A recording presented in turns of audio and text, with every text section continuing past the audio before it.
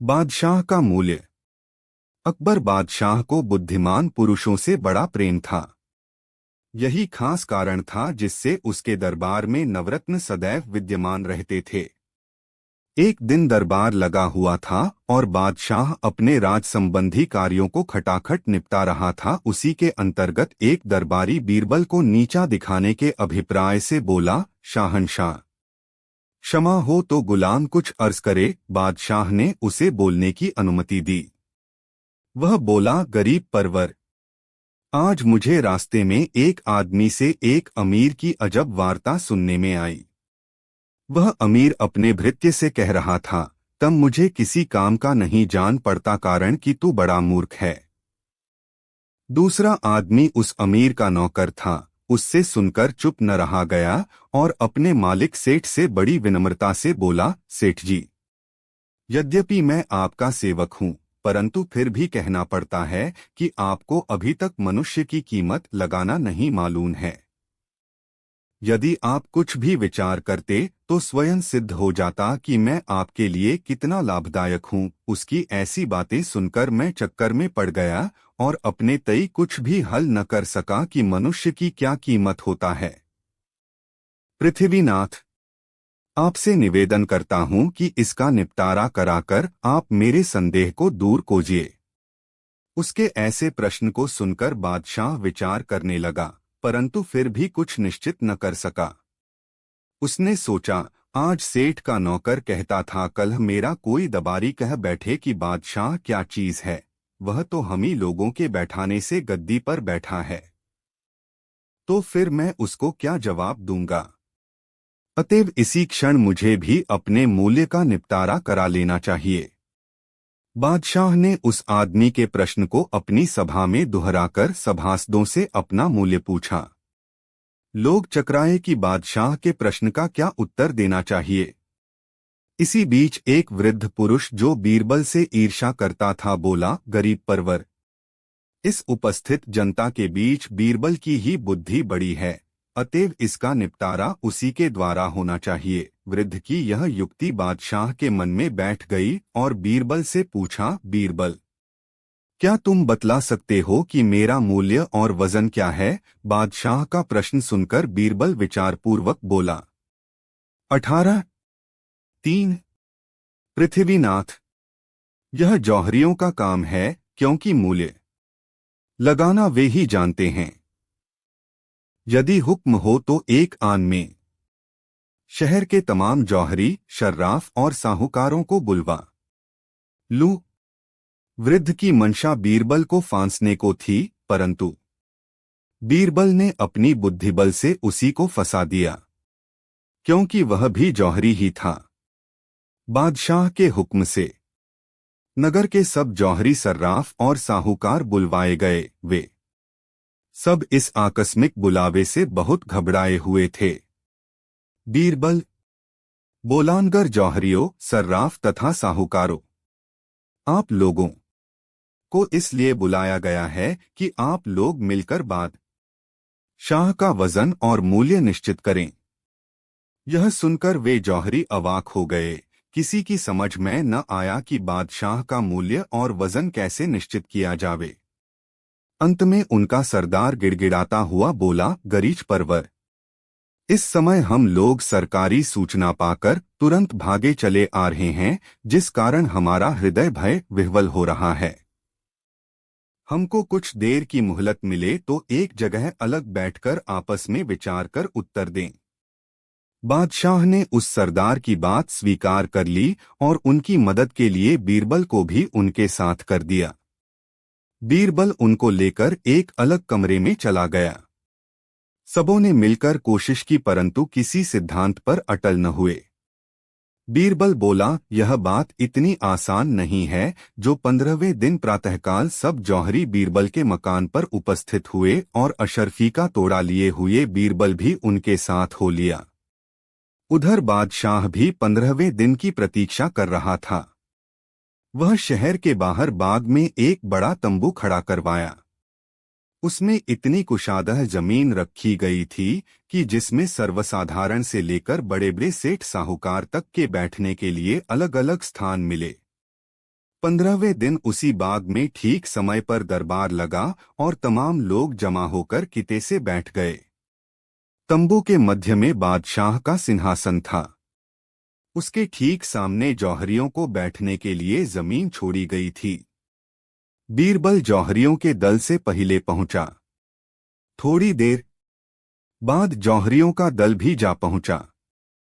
सब लोग किते से खाली स्थान पर बैठाए गए और उनके मध्य अशरफियों का तोड़ा रख दिया गया। फिर क्या पूछना था। उनमें से प्रत्येक जौहरी एक दो अशरफी को तराजू पर रखकर बटखरे से तौलना शुरू किए। कुछ कालोपरांत एक जौहरी बोला, मिल गई, मिल गई, मिल गई। जिस बात की तलाश थी वह मिल गई। इतने में उनका मुखिया उठा और उस अशरफी को लेकर बादशाह के कदमों पर जा रखा। लोगों को बड़ी प्रसन्नता हुई। बादशाह को एक तरफ विस्मय और दूसरी तरफ हर्ष हुआ। वह उस अशरफी को अपने हाथ में लेकर बोला, क्या मेरी कीमत यही एक अशरफी है? बूढ़े जौहरी ने गंभीरता पूर्वक उत्तर दिया, जी हाँ, यहो अशरफी आपका मूल्य है और यही श्रीमान का वजन है। यह अन्य अशरफियों से एक रत्ती बड़ी है, इस कारण इसके समान दूसरी अशरफी नहीं है। पृथ्वीनाथ, हम प्रजागण साधारण अशरफी हैं और आप इस बड़ी अशरफी के समान हैं।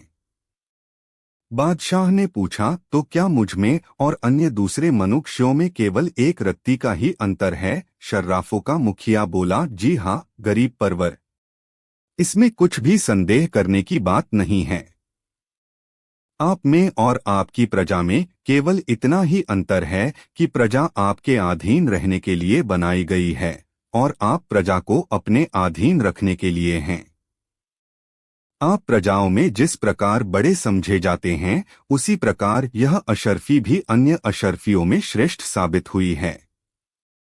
आपके बैठने को ऊंचा आसन मिलता है और प्रजावर्ग को बैठने के लिए नीचा आसन दिया जाता है। इन्हीं सब कारणों से निश्चित हुआ कि यही अशरफी आपका मूल्य है। जौहरी की उपरोक्त युक्तिभरी वार्ता सुन बादशाह गदगद हो गया और उसको उसके साथियों सहित अच्छा पुरस्कार देने की आज्ञा दी। जौहरी का मुखिया पुरस्कार पाकर मन ही मन बीरबल को आशीर्वाद देता हुआ अपनों मंडली के सहित नगर को चला गया और सभा भंग हुई। अकबर और बीरबल की कहानियां भारतीय लोककथाओं में एक विशेष स्थान रखती हैं।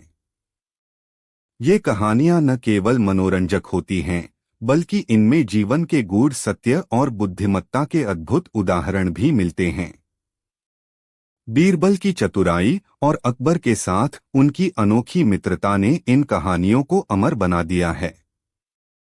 अकबर के दरबार में बीरबल का स्थान सर्वोपरि था और वे अकबर के प्रिय सलाहकार थे। आइए ऐसी ही कुछ प्रसिद्ध कहानियों के माध्यम से अकबर और बीरबल की इस अद्भुत जोड़ी को समझने का प्रयास करते हैं। बीरबल की नियुक्ति। बीरबल का जन्म महेश दास के नाम से एक ब्राह्मण परिवार में हुआ था। उनकी बुद्धिमानी और चतुराई का पता चलते ही अकबर ने उन्हें अपने दरबार में आमंत्रित किया। एक बार अकबर शिकार के लिए गए थे और रास्ते में एक गांव में रुके। वहां उन्होंने एक युवक को देखा जो गांव के लोगों की समस्याओं को हल कर रहा था। उसकी बातों में इतनी चतुराई थी कि अकबर तुरंत उसकी ओर आकर्षित हो गए। उन्होंने उससे उसका नाम पूछा और दरबार में आने का निमंत्रण दिया। वह युवक महेश दास ही थे जो बाद में बीरबल के नाम से प्रसिद्ध हुए। जब महेश दास दरबार में पहुंचे तो उन्होंने अपनी चतुराई से सभी दरबारियों को प्रभावित किया। अकबर ने उन्हें बीरबल की उपाधि दी और उन्हें अपने दरबार में महत्वपूर्ण स्थान दिया। बीरबल की हाजिर जवाबी, न्यायप्रियता और व्यावहारिक बुद्धिमानी ने उन्हें अकबर का सबसे प्रिय और भरोसेमंद सलाहकार बना दिया। बीरबल की पहली परीक्षा। अकबर के दरबार में बीरबल की परीक्षा लेना हमेशा से दरबारियों के लिए एक चुनौतीपूर्ण और मनोरंजक कार्य होता था। बीरबल के दरबार में प्रवेश के कुछ ही समय बाद दरबारियों ने अकबर से कहा कि बीरबल की बुद्धिमानी की परीक्षा लेनी चाहिए। अकबर ने भी सोचा कि क्यों न बीरबल की परीक्षा ली जाए। अकबर ने बीरबल को बुलाया और कहा, बीरबल, हम चाहते हैं कि तुम हमारे लिए एक ऐसा व्यक्ति ढूंढकर लाओ जो न घर का हो न बाहर का, न यहाँ का हो न वहाँ का। बीरबल ने तुरंत हामी भर दी और अगले दिन एक ऐसे व्यक्ति को लेकर दरबार में हाजिर हो गए जो दरबार के द्वार पर बैठा था। अकबर ने पूछा, यह कौन है? बीरबल ने उत्तर दिया, जहांपनाह, यह व्यक्ति न घर का है न बाहर का, क्योंकि इसके पास घर नहीं है। यह न यहाँ का है न वहाँ का, क्योंकि यह हर जगह से बेदखल है। इसलिए यह आपकी शर्तों के अनुसार है। अकबर ने बीरबल की सूझबूझ की सराहना की और सभी दरबारी चुप हो गए। बीरबल ने साबित कर दिया कि वह अपनी बुद्धिमत्ता से हर परीक्षा में खरे उतर सकते हैं। बीरबल और पहेली का हल। अकबर के दरबार में एक दिन एक विद्वान आया जिसने सभी धर्मों और ग्रंथों का अध्ययन किया हुआ था। उसने अकबर से कहा कि अगर उनके दरबार में कोई ऐसा विद्वान है जो उसकी पहेली का उत्तर दे सके तो वह अपना सर कलम कर देगा, अन्यथा उसे बहुत बड़ा पुरस्कार मिलेगा। अकबर ने बीरबल को बुलाया और विद्वान से पूछा कि वह क्या जानना चाहता है। कोने में छिपा दिया था। बीरबल ने उस पड़ोसी से पूछा, तुम्हारे घर में कोई ऐसा बर्तन है जिसमें तुमने पैसे छिपाए हो? पड़ोसी ने घबराते हुए उत्तर दिया, महाराज, मेरे घर में ऐसा कोई बर्तन नहीं है। बीरबल ने दोनों के घरों की तलाशी लेने का आदेश दिया। जब पड़ोसी के घर की तलाशी ली गई तो एक मिट्टी का बर्तन मिला जिसमें पैसे छिपे हुए थे। बर्तन के ऊपर थोड़ी सी मिट्टी लगी हुई थी जो बर्तन को छिपाने के लिए इस्तेमाल की गई थी। बीरबल ने तुरंत कहा, महाराज, यह बर्तन और इसमें छिपाए गए पैसे इस बात का प्रमाण हैं कि इस पड़ोसी ने किसान के पैसे चुराए थे। अकबर ने पड़ोसी को कड़ी सजा दी और किसान को उसके पैसे वापस दिलवाए। किसान ने बीरबल का आभार व्यक्त किया और खुशी खुशी अपने घर लौट गया। इस कहानी से यह स्पष्ट होता है कि बीरबल की न्यायप्रियता और सूझबूझ ने उन्हें अकबर के में सबसे प्रिय बना दिया था। उनकी बुद्धिमत्ता और त्वरित निर्णय लेने की क्षमता ने उन्हें हर मामले को सुलझाने में मदद की। बीरबल की कहानियां हमें सिखाती हैं कि सच्चाई और न्याय के मार्ग पर चलकर ही हम किसी भी चुनौती का सामना कर सकते हैं। बीरबल की खिचड़ी। यह कहानी बीरबल की बुद्धिमत्ता और व्यंग्यात्मक प्रतिभा को दर्शाती है, जिसमें वे अकबर को एक महत्वपूर्ण जीवन का सबक सिखाते हैं। एक सर्दियों की रात थी और मौसम बेहद ठंडा था। अकबर और बीरबल राजमहल के आंगन में टहल रहे थे। अचानक अकबर के मन में एक विचार आया और उन्होंने बीरबल से कहा, बीरबल, क्या तुम मानते हो कि ये नया कौतुक? अकबर बादशाह को ठट्टेबाजी का बड़ा शौक था और दैवयोग से बीरबल भी बड़ा ठट्टेबाज था। एक दिन बादशाह और बीरबल में ठट्टेबाजी हो रही थी। बादशाह ने कहा, बीरबल, बहुत दिन हुआ कोई नया कौतुक तुमने मुझे नहीं दिखलाया, अतएव अब कोई ऐसा नवीन कौतुक दिखलाबो जैसा फिर कभी देखने में न आवे। बोरबल हंसते हुए बादशाह की आज्ञा शिरोधार्य की और बोला, हुजूर, इसमें कोई कठिनता की बात नहीं है, परंतु उसकी तैयारी करने में 2 लाख रुपए खर्च पड़ेंगे। बीरबल को तत्काल 2 लाख रुपए दिए गए। वह उन रुपयों को लेकर घर गया। दूसरे दिन स्नान ध्यान से निवृत्त होकर 1 लाख तो ब्राह्मणों को दान किया, बाकी 1 लाख रुपए अपने काम में खर्च किया। जब रुपया लिए बहुत दिन हो गए तो एक दिन बीरबल के जी में आया कि जो बादशाह को किसी दिन कौतुक की बात याद आएगी तो वह तत्काल तकाजा कर बैठेगा, इसलिए इसको गुपचुप इसी समय कर दिखाना चाहिए। वह बीमारी का बहाना कर दरबार जाना बंद कर दिया। धीरे धीरे बीरबल के बीमारी की बात बादशाह के कानों तक पहुंची। वह घबराकर इलाज के लिए बड़े बड़े हकीम और वैद्यों को उसके पास भेजा, पर उसकी बीमारी घटने के बजाय दिनों दिन बढ़ती ही गई। यह समाचार सुन बादशाह एक दिन स्वयं बीरबल से मिलने गया। बादशाह को देखकर बीरबल रोने लगा और बोला, पृथ्वीनाथ, अब मेरो जिंदगी का अंतिम दिन है, इस बीमारी से मैं बच नहीं सकता। बीरबल के असाधारण बीमारी से बादशाह को बड़ा खेद हुआ और वह बीरबल को तसल्ली देता हुआ बोला, बीरबल, तुम जानते ही हो कि मैं तुम्हें कितना प्यार करता हूँ, तुम्हारे बिना मेरा एक क्षण भी सुखपूर्वक नहीं बीत सकता। खुदा करे ऐसा न हो, नहीं तो तुम्हारी मौत से बढ़कर मेरी मौत होगी। बीरबल ने उत्तर दिया, गरीब परवर, विधि के विधान में अकबर बीरबल विनोद 34 कोई उलट फेर नहीं कर सकता। समय आने पर किसी की चाहे कितनी ही प्यारी वस्तु क्यों न हो, हाथ से निकल जाती है। आपसे यह मेरी अंतिम प्रार्थना है कि मेर पोछे कृपा कर मेरे कुटुंब का पालन करते रहिएगा। आपके अतिरिक्त कोई उनको सहारा देने वाला नहीं है। आह आह, मेरा जी बहुत घबरा रहा है। इस प्रकार ढोंग रचकर बीरबल अपने तई को ऐसा बनाया मानो कोई सचमुच असाधारण बीमार हो। बादशाह बोला, तुम किसी प्रकार की चिंता न करो, मैं तुम्हारे बाल बच्चों का अच्छी तरह पालन करता रहूंगा। इसके बाद बादशाह वहां से विदा हो अपने महल को चला गया। इधर जब रात्रि आई तो बीरबल के घर से रोने की आवाज आने लगी। बीरबल के मृत्यु का समाचार लोगों के कानों कान पहुंचा। क्रमशः खबर पाकर बीरबल के जाति बिरादरी के लोग एकत्रित हुए। सर्वसम्मति से उरद का एक पुतला बनाकर उसके साथ कुछ रिश्ते के लोग स्मशान पहुंचे और उसे चिता पर विधिवत रखकर उसमें आंख लगा दी।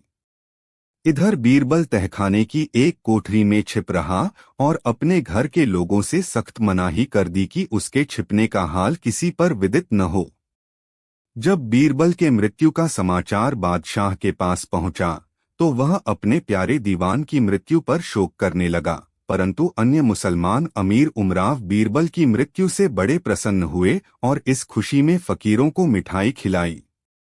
हिंद प्रजा अनाथ सी होकर चारों तरफ शोक मनाने लगी। लोगों ने कई दिनों तक अपना 2 कार्यक्रम बंद रखा। हर तरफ से बीरबल की मृत्यु का समाचार आने लगा। बादशाह ने बीरबल के बालकों को उसकी क्रिया करने के लिए काफी सहायता दो। कुछ दिनों तक अकबर बिना दीवान के ही सभासदों की सहायता से राजकीय कार्यों को निपटाता रहा, परंतु जब प्रजावर्ग और बादशाह दोनों को क्रमशः बीरबल विस्मरण हो गया तो सभासदों की सम्मति से एक मुसलमान को अपना दीवान बनाया। नए दीवान की अंधाधुंधी से प्रजा वर्ग में बड़ा क्षोभ उत्पन्न हुआ और चारों तरफ से त्राहि-त्राही की ध्वनि सुन पड़ने लगी। अपनी मृत्यु के 1 वर्ष पश्चात बीरबल अपने कार्य साधन के लिए तत्पर हुआ और अपने पुत्र को 1 लाख रुपया देकर बोला, तुम यहाँ से 2 मील दूर किसी पहाड़ी पर एक बड़ा भव्य महल तैयार कराओ। महल ऐसा हो कि उसकी लपट चमक कई मीलों तक पहुँचे। यह काम बड़े गुप्त रूप से करना है, अतः महल का पूर्णतया निर्माण एक ही रात में होना चाहिए। बीरबल का पुत्र बड़ा समझदार था। पिता के आदेश पर पहले महल में लगने वाली वस्तुओं को बड़ी सावधानी से संग्रह किया। जब उसे भली भांति संतोष हो गया कि अब सामान के अभाव में महल बनने का कोई काम न रुकेगा, तो वह गुप्त रीति से बहुत से कारीगरों को नियुक्त कर एक रात में हल्ला बोल दिया और कारीगरों को भली भांति ताकीद कर दी कि महल बनने का काम बड़ी गुप्त रीति से किया जाए और महल एक ही रात में बनकर तैयार हो। महल रातों रात बनकर तैयार हो गया। कारीगरों ने भली भांति दस्तकारी दिखलाई। लकड़ी पर इस सफाई से रोगन किया कि कोई भी देखकर नहीं कह सकता था कि वह लकड़ी का बना है। स्थान स्थान पर शीशों को ऐसी खूबी से जड़ दिया कि उसकी चमक कोसों तक फैलती थी। तब बीरबल खूब साफ सुथरे वस्त्रों से सुसज्जित होकर उस नए महल में आबाद हुआ। सबेरा होते ही वह बड़े ठाट बाट से सजकर नगर में पहुंचा। 1 वर्ष का विश्राम पाकर बीरबल खूत्र तगड़ा हो गया था। अच्छी सेवा होने से उसके शरीर के अंग प्रत्यंग खिल गए थे। नगर में जाते समय उसे देखकर किसी की बीरबल होने का भ्रम न हुआ। इस प्रकार देखता भालता राजदरबार में जा पहुंचा। एक लब्ध प्रतिष्ठ आगंतुक को देखकर सभासदगण एकटक उसी की तरफ देखने लगे। सभा का काम बंद हो गया, परंतु किसी ने उसको छेड़ा नहीं। अंत में कुछ देर बाद बादशाह ने पूछा, आप कौन हैं? कहाँ से आए हैं और यहाँ आने का क्या प्रयोजन है? बादशाह के ऐसे अपरिचितों से प्रश्नों को सुनकर बीरबल बोला, गरीब परवर, मैं आपका पुराना दीवान बीरबल हूँ। बादशाह भौंचक सा हो गया और रुखाई से बोला, अय बीरबल, तू तो मर गया था न, फिर सजीव कैसे लौटा? बीरबल ने उत्तर दिया, हुजूर, मैं मर तो गया था, परंतु जब स्वर्ग लोक को गया तो इंद्र मुझ पर प्रसन्न होकर मुझे अपना मंत्री बना लिया। तब से मेरा दिन बड़ा सुखपूर्वक बीतता है। मेरी सेवा के लिए अप्सराएं नियुक्त हुई हैं। सर्वदा खाने को उत्तमोत्तम पदार्थ और पान करने के लिए अमृत प्रस्तुत रहता है।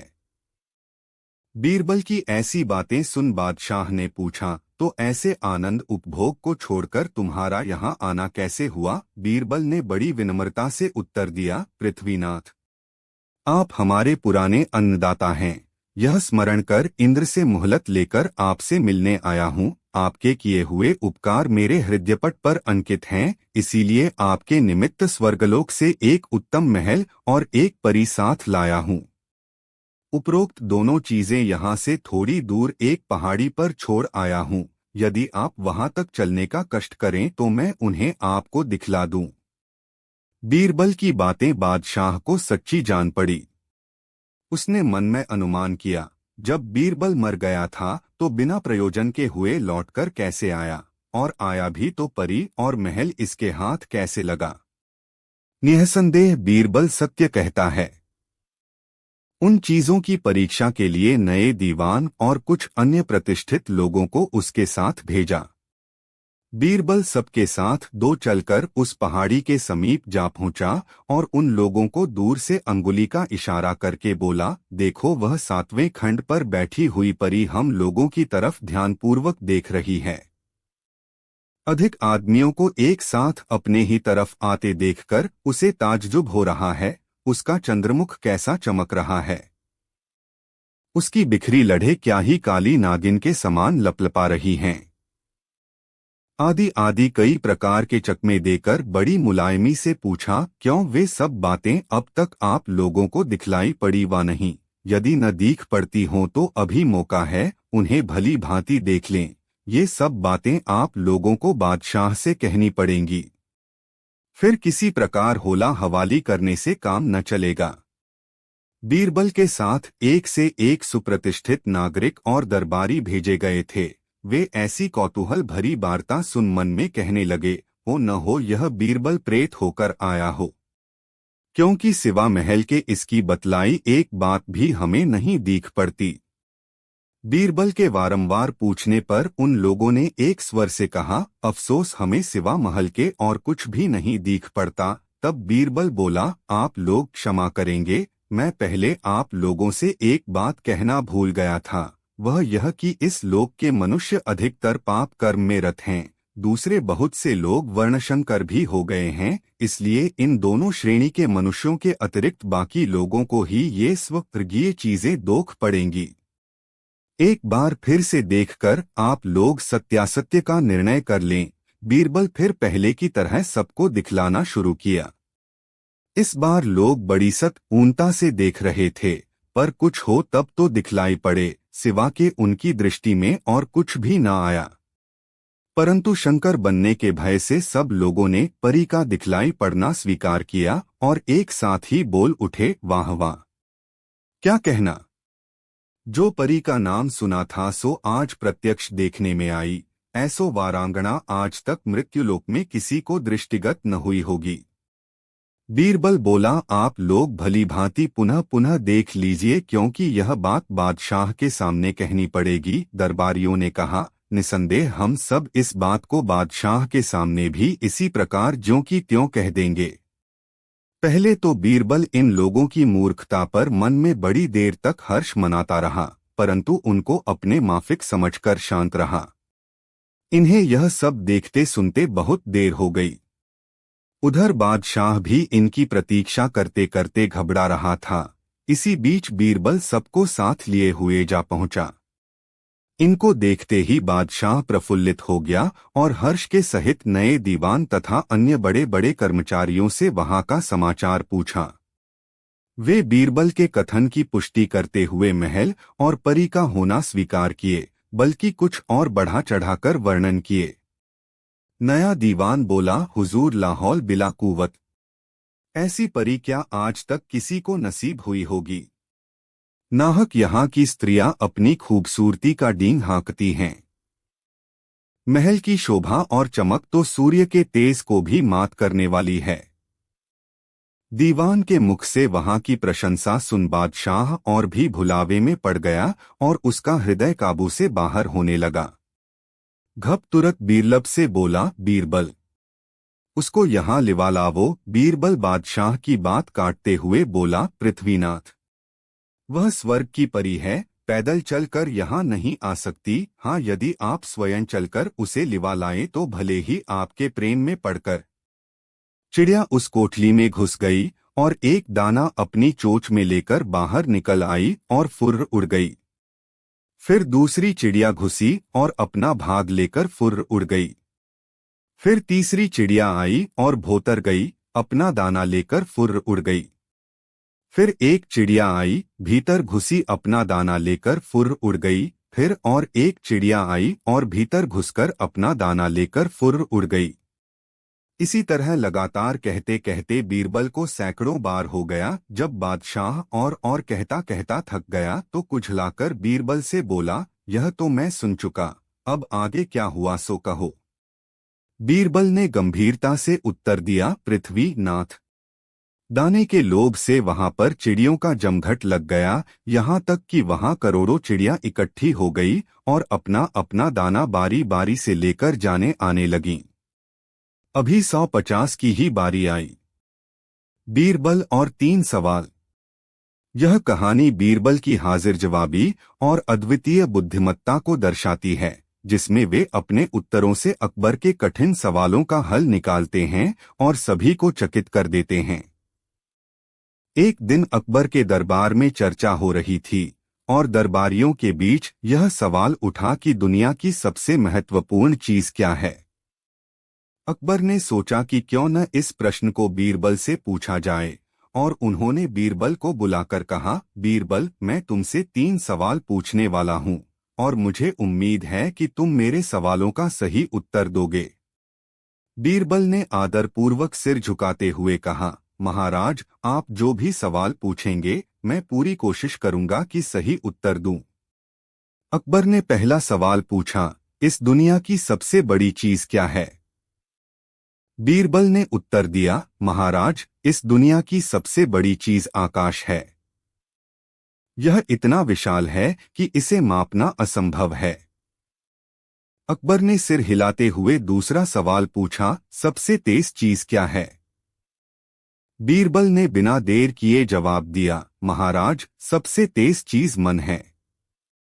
यह पल भर में कहीं भी पहुंच सकता है, चाहे वह कितना ही दूर क्यों न हो। अकबर ने मुस्कुराते हुए अंतिम सवाल पूछा, इस दुनिया में सबसे कीमती चीज क्या है। बीरबल ने थोड़ा सोचते हुए उत्तर दिया, महाराज, इस दुनिया में सबसे कीमती चीज समय है। यह एक बार चला जाए तो उसे वापस नहीं लाया जा सकता और इसका सदुपयोग ही हमें सफलता दिलाता है। अकबर बीरबल के उत्तरों से बेहद प्रभावित हुए। उन्होंने बीरबल की बुद्धिमत्ता की तारीफ करते हुए कहा, बीरबल, तुमने मेरे सभी सवालों का बहुत ही सटीक और उचित उत्तर दिया है।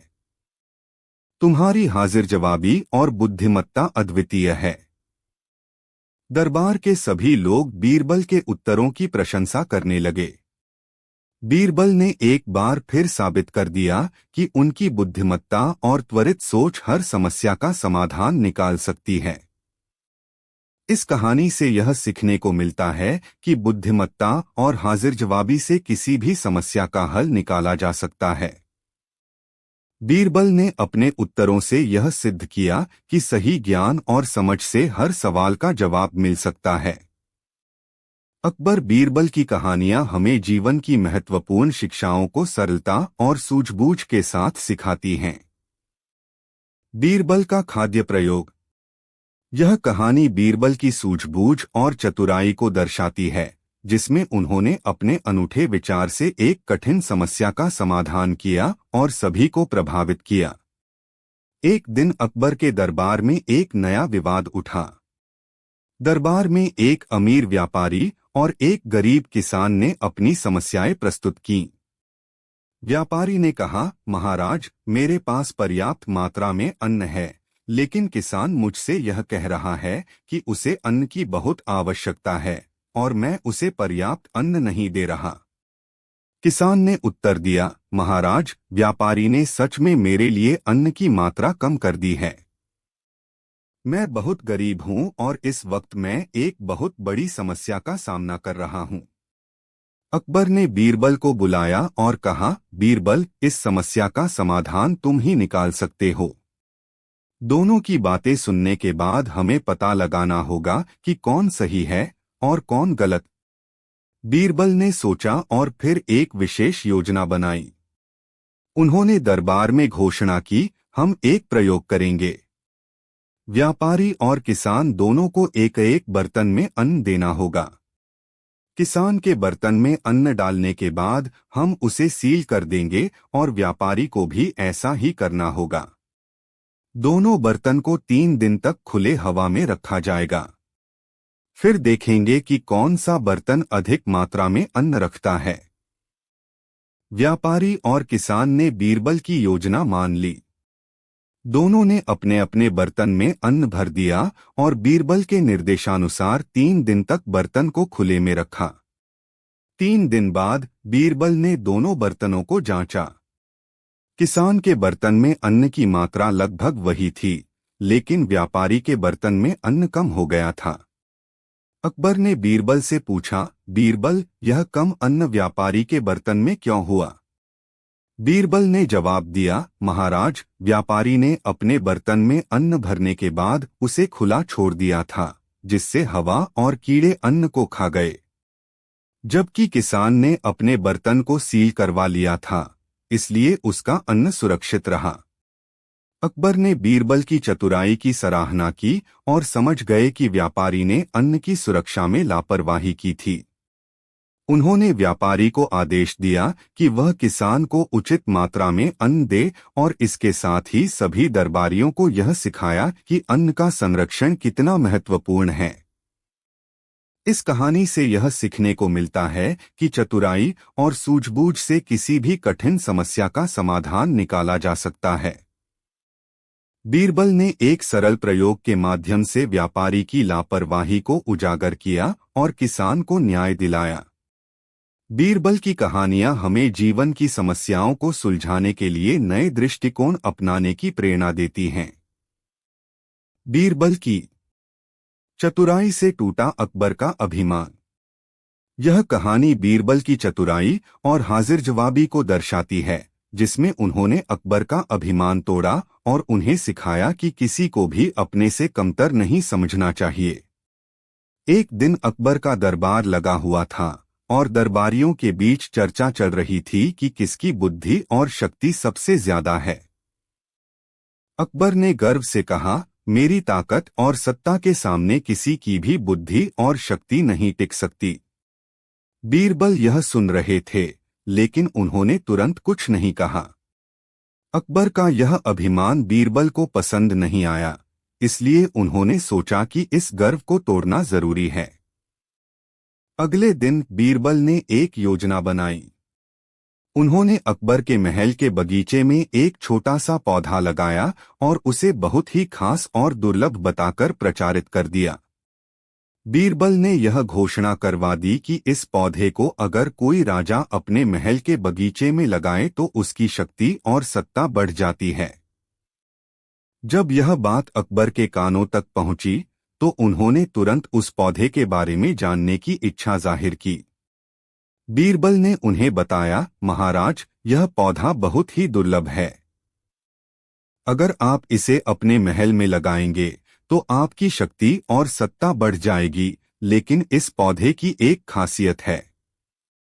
इसे लगाने वाला व्यक्ति अगर खुदाई के दौरान बीच में ही खुदाई छोड़ दे तो उसकी सत्ता कमजोर हो सकती है। अकबर ने बीरबल की बात मान ली और खुदाई का काम खुद ही करने का निश्चय किया। उन्होंने फावड़ा उठाया और पौधा लगाने के लिए गड्ढा खोदने लगे। लेकिन थोड़ी देर बाद उन्हें थकान महसूस होने लगी। वह सोचने लगे कि क्या सच में यह पौधा उनकी शक्ति बढ़ा देगा या यह सब सिर्फ एक कहानी है। अकबर ने बीरबल से पूछा, बीरबल, क्या यह पौधा सच में मेरी शक्ति बढ़ाएगा? बीरबल ने मुस्कुराते हुए जवाब दिया, महाराज, आपकी शक्ति और सत्ता आपकी मेहनत और लोगों के प्रति न्यायपूर्ण व्यवहार पर निर्भर करती है, न कि किसी पौधे पर। अगर आप समझते हैं कि सिर्फ इस पौधे को लगाने से आपकी शक्ति बढ़ जाएगी तो यह आपकी गलतफहमी है। असली शक्ति आपके आचरण में है। अकबर को बीरबल की बात समझ में आ गई। उन्होंने महसूस किया कि उन्होंने बिना सोचे समझे पौधे को अपनी सत्ता का आधार मान लिया था। उन्होंने अपने अभिमान को त्याग दिया और बीरबल की चतुराई की सराहना की। इस कहानी से यह सीखने को मिलता है कि शक्ति और सत्ता का अभिमान खतरनाक हो सकता है। बीरबल ने अपनी बुद्धिमत्ता से अकबर का अभिमान तोड़ा और उन्हें सिखाया कि असली शक्ति उनके आचरण और न्यायप्रियता में है। बीरबल की कहानियां हमें सिखाती हैं कि बुद्धिमत्ता और सादगी से ही सच्ची शक्ति प्राप्त की जा सकती है। बीरबल का अनोखा न्याय। यह कहानी बीरबल की न्यायप्रियता और त्वरित निर्णय लेने की क्षमता को दर्शाती है। इसमें बीरबल एक जटिल मामले का समाधान अपने विशेष तरीके से करते। एक दिन अकबर के दरबार में दो व्यापारी अपना विवाद लेकर आए। उनमें से एक व्यापारी ने दूसरे पर आरोप लगाया कि उसने उसके पैसे हड़प लिए हैं।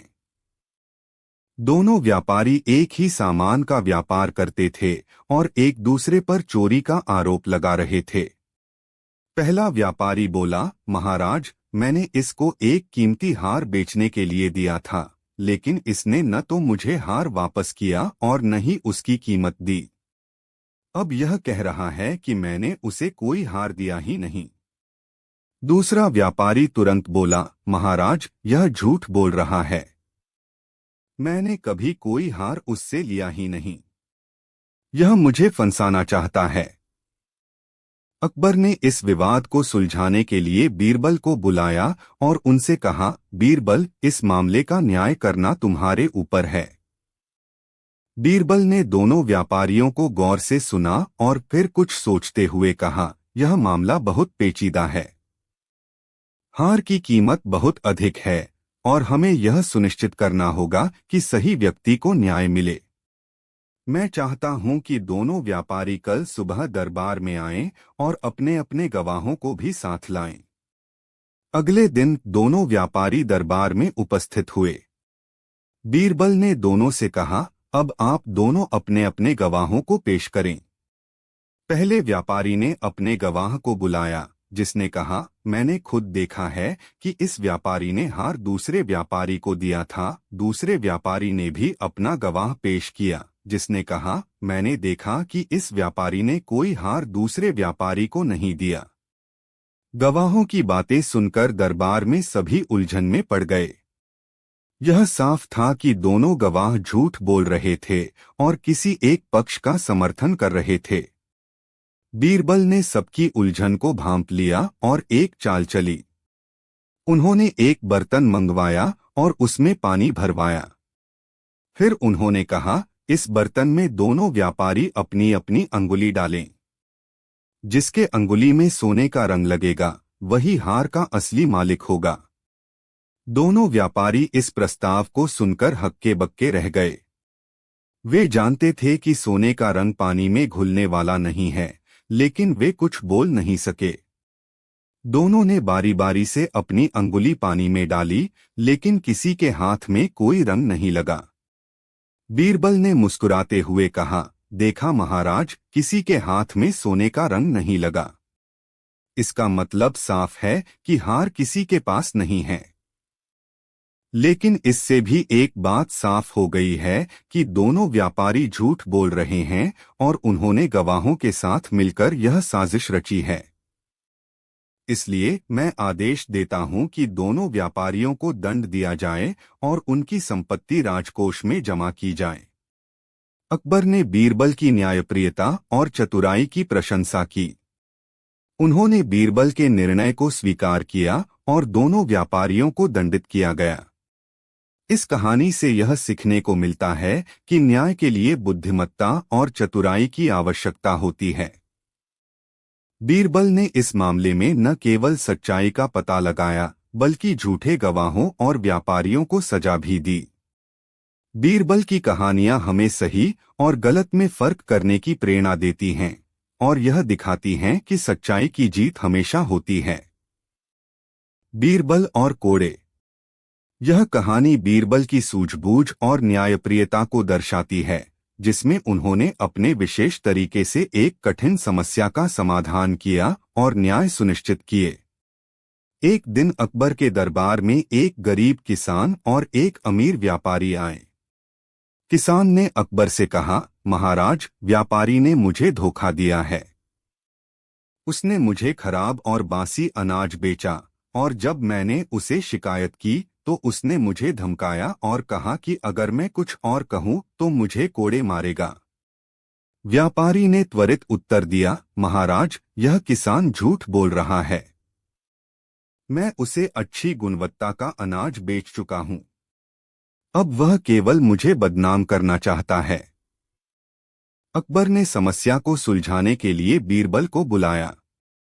बीरबल ने दोनों पक्षों को ध्यानपूर्वक सुना और एक योजना बनाई। उन्होंने कहा, महाराज, हमें इस विवाद का हल निकालने के लिए एक प्रयोग करना होगा। अकबर ने पूछा, क्या प्रयोग है, बीरबल? बीरबल ने कहा, हम दोनों पक्षों को न्याय देंगे। व्यापारी को कोड़े मारे जाएंगे और किसान को भी कोड़े मारे जाएंगे। लेकिन यह निश्चित किया जाएगा कि कौन ज्यादा पीड़ा सहन कर सकता है। अकबर ने सहमति दी और प्रयोग शुरू हुआ। पहले व्यापारी को कोड़े मारे गए। व्यापारी दर्द से तड़प उठा और चिल्लाने लगा, लेकिन वह अपने आप को समेटे रहा। फिर किसान को कोड़े मारे गए। किसान ने बड़ी वीरता और धैर्य के साथ कोड़े सहन किए, बिना किसी आवाज के। जब कोड़े मारने का काम समाप्त हुआ, बीरबल ने कहा, महाराज, देखिए, किसान ने कोड़े सहन करने में अधिक धैर्य और सहनशीलता दिखाई। इसका मतलब यह है कि किसान की बातों में सच्चाई है। अकबर ने बीरबल की सूझबूझ की सराहना की और निर्णय लिया कि किसान को उचित मुआवजा मिले और व्यापारी को उसकी गलतियों के लिए दंडित किया जाए। इस कहानी से यह सीखने को मिलता है कि धैर्य और सहनशीलता की परीक्षा करके सच्चाई का पता लगाया जा सकता है। बीरबल ने इस घटना के माध्यम से न्याय की प्रक्रिया को सरल और स्पष्ट बना दिया। यह कहानी हमें सिखाती है कि सच्चाई और न्याय को सुनिश्चित करने के लिए चतुराई और समझदारी का उपयोग करना जरूरी है। बीरबल और बुढ़िया का ताबीज। यह कहानी बीरबल की चतुराई और न्यायप्रियता को दर्शाती है, जिसमें उन्होंने एक वृद्ध महिला के ताबीज के माध्यम से एक जटिल समस्या का समाधान किया और सभी को प्रभावित किया। एक दिन अकबर के दरबार में एक वृद्ध महिला आई और उसने दरबार में आकर शिकायत की, महाराज, मेरे पास एक ताबीज है जो मेरे पूर्वजों द्वारा दिया गया था। यह ताबीज बहुत महत्वपूर्ण है, लेकिन कुछ दिन पहले एक अमीर व्यक्ति ने मुझसे यह ताबीज छीन लिया और अब वह दावा कर रहा है कि ताबीज उसका है। अकबर ने अमीर व्यक्ति को बुलाया और उससे कहा, क्या तुम सचमुच इस ताबीज का दावा कर रहे हो? अगर ऐसा है तो हमें इसका सही हल निकालना होगा। अमीर व्यक्ति ने आत्मविश्वास के साथ कहा, महाराज, यह ताबीज मेरे पास है और मुझे पूरा विश्वास है कि यह मुझे अपने पूर्वजों से विरासत में मिला है। अकबर ने बीरबल से कहा, बीरबल, इस समस्या का समाधान निकालो। हमें सही न्याय सुनिश्चित करना है। बीरबल ने ध्यानपूर्वक सोचा और एक योजना बनाई। उन्होंने कहा, महाराज, हम ताबीज को 2 हिस्सों में बांट देंगे और देखेंगे कि कौन सा हिस्सा सही है। अकबर ने बीरबल की योजना को स्वीकार किया और ताबीज को 2 हिस्सों में बांटने का आदेश दिया। एक हिस्सा महिला को और दूसरा हिस्सा अमीर व्यक्ति को दिया गया। बीरबल ने कहा, अब हमें यह देखना होगा कि दोनों में से कौन सा हिस्सा वास्तविक है। ताबीज को 2 हिस्सों में बांटने के बाद बीरबल ने एक खास तरीका अपनाया। उन्होंने कहा, हम ताबीज के दोनों हिस्सों को एक विशेष तरीके से जांचेंगे। मैं इसे रात्रि में एक विशेष रोशनी में रखूंगा, जिससे सही हिस्सा स्पष्ट हो जाएगा। रात भर बीरबल ने ताबीज के दोनों हिस्सों को एक विशेष प्रकार की रोशनी में रखा। अगले दिन बीरबल ने बताया कि एक हिस्सा पूरी तरह से चमकदार था और दूसरा हिस्सा फीका था। बीरबल ने कहा, महाराज, इस ताबीज का असली हिस्सा वही है जो चमकदार था। यह महिला का है और अमीर व्यक्ति का दावा गलत है। अकबर ने बीरबल की सूझबूझ की सराहना की और महिला को ताबीज लौटा दिया। अमीर व्यक्ति को उसके गलत दावे के लिए दंडित किया गया और महिला को न्याय मिला। इस कहानी से यह सीखने को मिलता है कि चतुराई और विश्लेषण के माध्यम से किसी भी जटिल समस्या का समाधान निकाला जा सकता है। बीरबल ने अपनी सूझबूझ और न्यायप्रियता से एक जटिल मामले को सुलझाया और सही निर्णय लिया। यह कहानी हमें सिखाती है कि सही न्याय सुनिश्चित करने के लिए ध्यानपूर्वक और समझदारी से की गई जांच आवश्यक होती है। बीरबल और अदृश्य खजाना। यह कहानी बीरबल की चतुराई और सूझबूझ को दर्शाती है, जिसमें वे एक कठिन परिस्थिति को हल करते हैं और एक ईर्ष्यालु दरबारी की साजिश को नाकाम करते हैं। अकबर के दरबार में बीरबल की बुद्धिमत्ता और लोकप्रियता से कुछ दरबारी ईर्ष्या करते थे। उनमें से एक दरबारी ने सोचा कि वह बीरबल को नीचा दिखाने के लिए एक योजना बनाएगा। उसने अकबर से कहा, महाराज, बीरबल को हर कोई बुद्धिमान मानता है, लेकिन क्या वह किसी अदृश्य खजाने को खोज सकता है? अकबर ने सवाल किया, कैसा खजाना? दरबारी ने जवाब दिया, महाराज, अगर बीरबल सच में इतना ही बुद्धिमान है तो वह बिना किसी मदद के हमारे महल के नीचे छिपे खजाने को खोज सकता है। अकबर ने इस चुनौती को स्वीकार कर लिया और बीरबल को बुलाया। उन्होंने बीरबल से कहा, बीरबल, दरबार में एक चर्चा चल रही है कि महल के नीचे एक अदृश्य खजाना छिपा हुआ है। तुम इसे ढूंढ सकते हो? बीरबल ने तुरंत समझ लिया कि यह साजिश दरबारियों की चाल है, लेकिन उन्होंने अपनी बुद्धिमत्ता का उपयोग करने का निश्चय किया। उन्होंने अकबर से कहा, महाराज, मैं इस खजाने को खोज सकता हूँ, लेकिन इसके लिए मुझे 3 दिन का समय चाहिए। अकबर ने सहमति दी और बीरबल ने खुदाई करने के लिए कुछ मजदूरों को बुलवाया। उन्होंने महल के नीचे खुदाई शुरू करवाई और मजदूरों को कहा कि जब तक मैं इशारा न करूं तब तक खुदाई बंद नहीं करनी है। 3 दिन बीत गए और बीरबल ने मजदूरों से खुदाई रोकने के लिए कहा। फिर उन्होंने अकबर को बुलाकर कहा, महाराज, मैंने उस खजाने का पता लगा लिया है। अकबर ने उत्सुकता से पूछा, खजाना कहाँ है? बीरबल ने मुस्कुराते हुए जवाब दिया, महाराज, इस महल के नीचे कोई भौतिक खजाना नहीं है, लेकिन मैंने जो खुदाई करवाई है उससे हमने यह सीखा है कि महल की नींव कितनी मजबूत है। महल की नींव ही असली खजाना है, क्योंकि यह आपके राज्य की सुरक्षा का आधार है। अकबर ने बीरबल की चतुराई की प्रशंसा की और समझ गए कि दरबारी ने यह साजिश रची थी ताकि बीरबल को नीचा दिखाया जा सके। उन्होंने उस दरबारी को फटकार लगाई और बीरबल को एक बार फिर सम्मानित किया। इस कहानी से यह स्पष्ट होता है कि बीरबल की बुद्धिमत्ता और समझदारी के सामने कोई भी साजिश काम नहीं कर सकती थी। उन्होंने हर चुनौती का सामना अपनी सूझबूझ से किया और हमेशा सच्चाई का साथ दिया।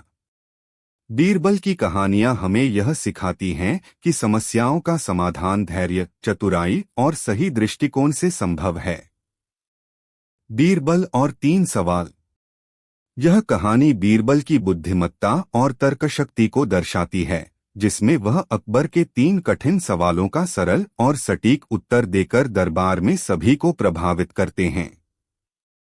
एक दिन अकबर अपने दरबार में बैठे थे और उन्होंने सोचा कि आज बीरबल की बुद्धिमानी की परीक्षा ली जाए। उन्होंने बीरबल को दरबार में बुलाया और कहा, बीरबल, आज मैं तुमसे 3 सवाल पूछूंगा। अगर तुमने सही उत्तर दिए तो मैं तुम्हें इनाम दूंगा। बीरबल ने मुस्कुराते हुए कहा, महाराज, आपके सवाल पूछने का मुझे हमेशा आनंद रहता है। कृपया अपने सवाल पूछें। अकबर ने पहला सवाल पूछा, बीरबल, बताओ, इस दुनिया में सबसे सच्चा कौन है? बीरबल ने बिना सोचे समझे उत्तर दिया, महाराज, इस दुनिया में सबसे सच्चा परछाई है। जब भी आप किसी के सामने खड़े होते हैं, उसकी परछाई हमेशा उसके साथ होती है। वह न कभी झूठ बोलती है और न ही किसी को धोखा देती है। अकबर ने बीरबल के उत्तर की सराहना की और दूसरा सवाल पूछा, अब बताओ, इस दुनिया में सबसे तेज कौन है? बीरबल ने फिर से तुरंत उत्तर दिया, महाराज, सबसे तेज विचार होता है। एक व्यक्ति का विचार किसी भी स्थान या समय पर बिना किसी बाधा के पहुंच सकता है। विचार की गति किसी भी अन्य वस्तु से तेज होती है। अकबर बीरबल की बुद्धिमत्ता से प्रभावित हुए और आखिरी सवाल पूछा, और बताओ, इस दुनिया में सबसे मीठी चीज क्या है? बीरबल ने मुस्कुराते हुए कहा, महाराज, सबसे मीठी चीज नींद है। जब व्यक्ति थका हुआ होता है तो नींद से अधिक मीठा कुछ भी नहीं होता। यह शरीर और मन दोनों को ताजगी प्रदान करती है और इस दुनिया की किसी भी मिठाई से अधिक सुखद होती है। अकबर ने बीरबल के सभी उत्तरों से सहमत होकर कहा, बीरबल, तुम्हारी बुद्धिमत्ता और तर्कशक्ति ने एक बार फिर मुझे और दरबारियों को प्रभावित किया है। तुमने मेरे तीनों सवालों का सही उत्तर देकर यह साबित कर दिया कि तुम्हारी बुद्धि और ज्ञान अतुलनीय हैं। अकबर ने बीरबल को इनाम से सम्मानित किया और दरबार में उनकी प्रशंसा की। इस कहानी से यह स्पष्ट होता है कि बीरबल की त्वरित सोच और अद्वितीय तर्कशक्ति उन्हें अन्य सभी से अलग बनाती थी। बीरबल की कहानियां हमें यह सिखाती हैं कि बुद्धिमत्ता और सही दृष्टिकोण से किसी भी चुनौती का सामना आसानी से किया जा सकता है। बीरबल और अनोखा सवाल। यह कहानी बीरबल की हाजिर जवाबी और चतुराई को दर्शाती है, जिसमें वे एक असंभव प्रतीत होने वाले सवाल का उत्तर देकर सभी को प्रभावित करते हैं। एक दिन अकबर के दरबार में एक विद्वान आया जो अपनी बुद्धिमत्ता और ज्ञान के लिए प्रसिद्ध था। उसने अकबर के दरबार में चुनौती दी, महाराज, मैं एक ऐसा सवाल पूछने आया हूं जिसका जवाब देना असंभव है। यदि आपके दरबार में कोई इस सवाल का जवाब दे सका तो मैं उसकी बुद्धिमत्ता को स्वीकार करूंगा। अकबर ने इस चुनौती को स्वीकार किया और बीरबल को बुलवाया। बीरबल ने विद्वान से कहा, आप अपना सवाल पूछिए, मैं उत्तर देने की कोशिश करूंगा। विद्वान ने बीरबल से सवाल पूछा, बताओ, आसमान में कितने तारे हैं? यह सुनकर दरबार में सन्नाटा छा गया। सभी को लगा कि यह सवाल वास्तव में असंभव है और बीरबल भी इसका उत्तर नहीं दे पाएंगे। लेकिन बीरबल ने अपनी बुद्धिमानी और चतुराई से इसका उत्तर देने का निश्चय किया। बीरबल ने कुछ पल सोचने के बाद कहा, इस सवाल का उत्तर देना कठिन है, लेकिन असंभव नहीं। महाराज, अगर मुझे एक दिन का समय मिले तो मैं आपको इसका उत्तर दे सकता हूं।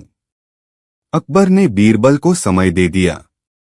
अगले दिन बीरबल दरबार में एक बड़ी बाल्टी लेकर आए जिसमें रेत भरी हुई थी। उन्होंने बाल्टी को दरबार के बीच में रख दिया और विद्वान से कहा, यह रही आपकी चुनौती का उत्तर। इस बाल्टी में जितने रेत के कण हैं उतने ही तारे आसमान में हैं। विद्वान ने हैरानी से पूछा, लेकिन यह कैसे साबित किया जा सकता है कि रेत के कणों की संख्या और तारों की संख्या बराबर है? बीरबल ने मुस्कुराते हुए उत्तर दिया, यदि आप यह साबित कर सकें कि मेरी बाल्टी में रेत के कणों की संख्या गलत है, तो मैं मान लूंगा कि आपका सवाल सही है। लेकिन जब तक आप इसे गलत साबित नहीं कर सकते, तब तक आपको इसे स्वीकार करना होगा। विद्वान बीरबल की हाजिर जवाबी से प्रभावित हुआ और उसने अपनी हार मान ली। उसने कहा, आपकी बुद्धिमानी वास्तव में प्रशंसा के योग्य है। मैं आपकी चतुराई और ज्ञान के आगे नतमस्तक हूँ। अकबर और दरबारियों ने बीरबल की प्रशंसा की और अकबर ने उन्हें एक बार फिर से इनाम से सम्मानित किए। इस कहानी से यह स्पष्ट होता है कि बीरबल की हाजिर जवाबी और त्वरित सोच उन्हें अन्य सभी से अलग बनाती थी। कठिन से कठिन सवाल का उत्तर भी वे अपने तरीके से दे देते थे, जो उनकी बुद्धिमत्ता और तर्क शक्ति को दर्शाता है। बीरबल की कहानियां हमें यह